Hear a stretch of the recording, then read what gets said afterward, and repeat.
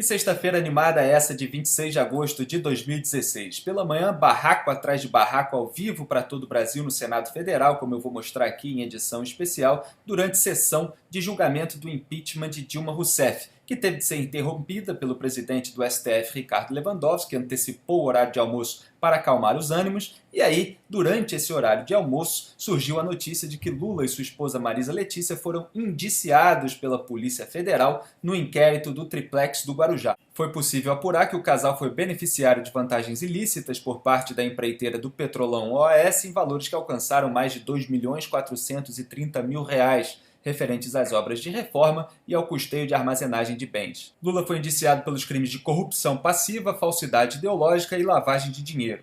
A PF apontou várias contradições entre as declarações que Lula deu quando foi conduzido coercitivamente a depor e os fatos apurados, ou seja, a realidade. A mais emblemática delas é que Lula negou conhecer o engenheiro da OAS, Paulo Gordilho, e, no entanto, a PF encontrou fotos em que Lula aparece com Gordilho tomando uma pinga. Lula também deverá ser indiciado no inquérito do sítio de Atibaia, que foi citado dessa vez só de passagem como forma de contextualização dos métodos criminosos, e ainda correm as investigações sobre as supostas palestras pagas por pelo menos 5 empreiteiras do Petrolão, que renderam a Lula pelo menos cerca de 10 milhões de reais dos mais de 20 milhões que ele conseguiu dessa forma suspeita. Ou seja, triplex e sítio, na verdade, são troco perto desse caso das palestras. E o Brasil espera que avancem as delações de Marcelo Odebrecht e da OAS, essa suspensa por Rodrigo Janot até segunda ordem, para que tudo seja esclarecido. Enquanto Lula não vai preso, a gente se diverte com o velório político de Dilma Rousseff. Na quinta-feira, o presidente do STF, Ricardo Lewandowski, caiu no conto da defesa da petista e rebaixou o procurador do Ministério Público de Contas junto ao Tribunal de Contas da União, TCU, Júlio Marcelo de Oliveira, da condição de testemunha de acusação para a de informante, cujo depoimento na sessão não vale como prova. Isso porque Júlio Marcelo havia compartilhado uma notícia sobre um ato pela rejeição das contas de Dilma Rousseff, considerando saudável a participação da sociedade no debate sobre as contas públicas, e Lewandowski entendeu que isso fosse uma convocação para o protesto e então, por suspeição, decidiu mudar a condição de Júlio Marcelo. Empolgada, a bancada da chupeta nessa sexta-feira tentou fazer o mesmo com outra testemunha, alegando lá os seus motivos. Pedir para que o depoimento da testemunha Antônio Carlos Costa Dávila seja desqualificado para informante, e vou dar as razões por quê. Confessou o senhor Antônio Carlos Costa Dávila ontem ao senador Randolfo Rodrigues que auxiliou o senhor Júlio Marcelo a elaborar a peça de representação que questionou o que se chamava de pedaladas fiscais. Eu entendo que esta situação também está preclusa, mas vou enfrentar o mérito. O doutor Dávila simplesmente, honestamente, disse aqui diante de todos que foi consultado como um professor da matéria. O doutor Dávila não é juiz da causa. Juízes da causa, no caso lá do TCU, são os ministros do TCU. O doutor Dávila foi consultado como professor, então isso não desqualifica o depoimento na condição de testemunho. A coautora do pedido de impeachment, Janaína Pascoal, estava coberta de razão e Lewandowski negou o pedido de Gleisi Hoffmann. Mas se gritar pega a testemunha, não fica uma de Dilma, como eu havia ironizado lá no meu blog, mostrando as provas de que as testemunhas de defesa são muito mais suspeitas do que Júlio Marcelo. Então o advogado de Dilma, José Eduardo Cardoso, preferiu se antecipar e ele próprio rebaixou a condição de informante os militantes Luiz Gonzaga Beluso e Ricardo Lodge, e também dispensou a testemunha Esther Dweck, que, veja bem, virou assessora parlamentar de Gleisi Hoffmann. E o que de mais grave, Excelência, aconteceu no curso desse processo foi o fato de uma testemunha de defesa, a mais contundente ouvida perante a comissão, ter sido contratada como assessora de uma parlamentar. Tem um termo assinado, onde a moça eu não sei se o termo seria esse, nomeada assessora por uma parlamentar que é uma das mais ferrenhas defensoras da presidente. O início do processo foi em maio, exatamente um mês antes da moça prestar o depoimento perante a comissão. A publicação da liberação da moça que foi solicitada foi no ínterim entre este depoimento e a data de hoje, onde a moça, no caso a doutora Esther, deveria prestar depoimento. Então, Excelência, com todo o respeito, o único caso efetivamente grave que veio à tona nesta semana foi esta contratação. E eu solicito que isso seja apurado, deixo a cargo de Vossa Excelência o entendimento se seria na esfera administrativa ou eventualmente até na esfera judicial, porque é uma situação grave onde a testemunha mais contundente recebeu um benefício. Benefício de R$19 mil de salário. E precisamos entender quem ofereceu, a que título ofereceu, quando ofereceu, quais foram as pessoas que se envolveram nesta nomeação. Para fazer afirmação falsa, negar ou calar a verdade em depoimento, perícia, cálculos, tradução ou interpretação. Pena, reclusão de 3 a 4 anos e multa.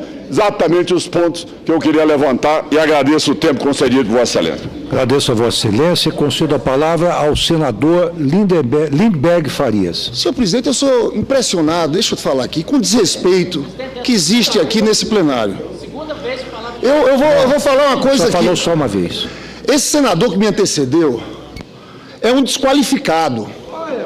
O que ele fez com a senadora Gleice, senador Lewandowski, o que ele ensinou com a senadora Gleice aqui. Senador, por favor. Presidente Lewandowski, o que ele ensinou com a senadora Gleice é de uma covardia impressionante. Senador, está dizendo que ela está licenciando testemunha.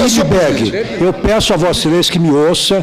Eu não posso admitir palavras injuriosas dirigidas a qualquer senador. Senhor presidente, nós estamos aguentando desde ontem ofensas desse senhor, senhor presidente. Vou usar meu poder de polícia para exigir respeito mútuo e recíproco. Senhor presidente, nós estamos aguentando. Prossegue. Nós estamos aguentando desde ontem, senhor presidente. Senador, nós estamos aguentando eu vou mandar ontem, desligar os microfones. Senhor presidente, nós estamos aguentando desde ontem. Obrigado. Estamos sem áudio. Pois é, Lindbergh se comportou como um menino mimado, não obedeceu à autoridade de Lewandowski, afetou a indignação diante da revelação da imoralidade de Gleice e ficou ali confrontando à distância Ronaldo Caiado. Está suspensa a sessão por 5 minutos. O que Caiado estava lendo ali era o Código Penal no artigo 343, que impede o oferecimento de dinheiro ou outra vantagem para testemunha. Ele disse que ia recorrer ao Ministério Público para que investigasse o caso. Foi isso que pirou Lindbergh, na verdade foi a gota d'água, porque nas últimas semanas Caiado já vem cobrando dele um exame antidoping. Nós temos que ouvir. Nós temos 2 ouvidos para ouvir. Senhor presidente, eu fico muito triste porque essa sessão é sobretudo uma demonstração de que a burrice é infinita. Senador presidente Renan Calheiros, agradeço as palavras de Vossa Excelência de ponderação. Ontem a senadora Gleice chegou ao cúmulo de dizer aqui para todo o país que o Senado Federal não tinha moral para julgar a presidente da República. Qual é a moral desse Senado para julgar a presidente da República? Qual é a moral que tem os senadores aqui para dizer que ela é culpada, para caçar? Quero saber qual é a moral que vocês têm. Como a senadora... Eu quero tocar fogo? Não, eu quero dizer que isso não pode acontecer. Como a senadora pode fazer uma declaração dessa? Exatamente, senhor presidente, uma senadora que há 30 dias o presidente do Senado Federal conseguiu no Supremo Tribunal Federal desfazer o seu indiciamento e do seu esposo. Que baixaria. Que havia sido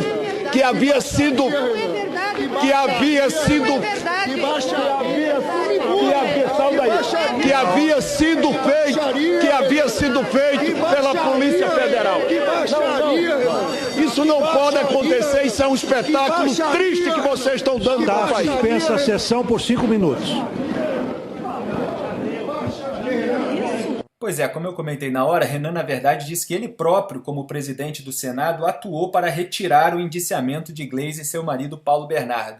Na prática, chamou Gleice de ingrata. Horas depois, de cabeça mais relaxada, ele até brincou corroborando o que eu havia afirmado e disse: vou propor o agravamento de pena da Glaze por ingratidão. Como eu antecipei lá na explicação, em junho o Senado havia protocolado uma reclamação no STF contra o juiz de primeira instância que promoveu busca e apreensão em apartamento da casa ocupado por Glaze. O alvo, na verdade, principal era o Paulo Bernardo, que não tem foro privilegiado. A Glaze tem, então o Senado atuou ali para defendê-la como se o apartamento também tivesse. Ou seja, como se só o STF pudesse determinar uma operação daquele tipo. No bate-boca, o Renan se referiu àquela reclamação feita ao Supremo em favor de Glaze. Se ele também se referiu a alguma atuação subterrânea, é matéria de especulação, porque o pessoal na internet, quando ele falou aquela frase meio solta, ficou especulando se ele tinha agido nos bastidores para salvar a petista. Se a ingratidão de Glaze tiver contribuído para que Renan vote pelo impeachment de Dilma, agradecemos de coração. Só resta saber se, para retirar o indiciamento, Lula vai pedir uma ajudinha a Renan também.